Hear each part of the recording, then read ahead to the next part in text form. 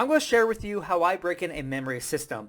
Because if you create a brand new memory system, you have to actually know if it's going to work or not and if you can recall your images, right?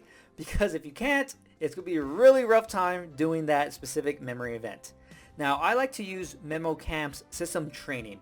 I like to use Eliminator. So you have however many seconds you want to look at the specific information before you have to do it again. So if it takes me 45 seconds, that same card is going to reappear later on. Now, a system I have to break in is binary. Man, binary is the worst because it's so easy to confuse the zeros and ones. So I would do a lot of time, like 40 seconds, 50 seconds. Ideally, it won't take me that long, but the main goal for me right now is not to be able to recall my images as fast as possible. No, I don't care about that. I care about being able to recall my images at all. All right, that's the key to begin with.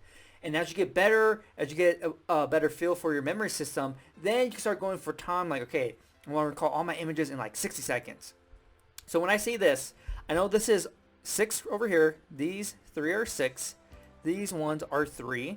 So altogether it's 63, and that's going to be Grinch. And so I will move on. And hopefully you know it's right here. This went down 1 because I got it within the 40-second time limit, right? So over here, this is 5. This is 6. So it's going to be 56. So this is going to be Alway. And so my concern is, like I told you, just to be able to recall the images.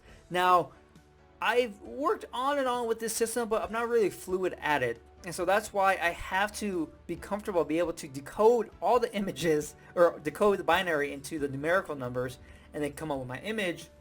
And I do all that, and it's really slow in the beginning because I'm not used to my binary system.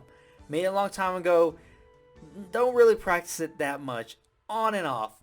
So right here, I believe this is 4, no, 2. 2, my bad. 2. And this is 0, so Newton. Boom. And the process is pretty much looks like that. And so, let's say I got better. And I'm like, okay, let's go. And I got, okay. Binary is a little bit harder because it's a longer, that's the problem. That the system I currently have, the digits are laid out a little bit longer, so it takes me more time to kind of read it. So let's say it takes 2 seconds. Okay, so that's going to be 115 Duncan. See, I didn't go fast enough, so this stayed the same. So, let me check. Boom. Mushu. Boom. See?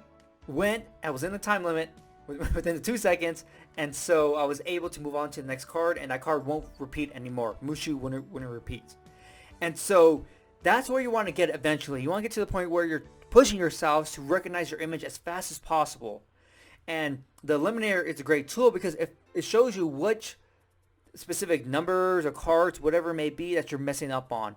And so eventually, when I'm more confident that I actually know all my images for the 64 different binary pairings, then I'm going to do something like maybe I have 5 seconds or 10 seconds to recognize my different images. And so it's totally up to you on the time limits and stuff you want to do, but this is how I break in a memory system, and it's the easiest for me because I have to get a feel for it before I actually start memorizing with it. Because if I don't even know if I can recall my images or not, memorizing is not going to go any better, right? Because I'm going to come across all these blanks like I have no idea what that is. Like, oh, what was it again? And so I at least want to have some sort of solid foundation here. Then I could go to, binary. There we go. Then I could go to actually memorizing binary, right? Oops, that was not the wrong thing.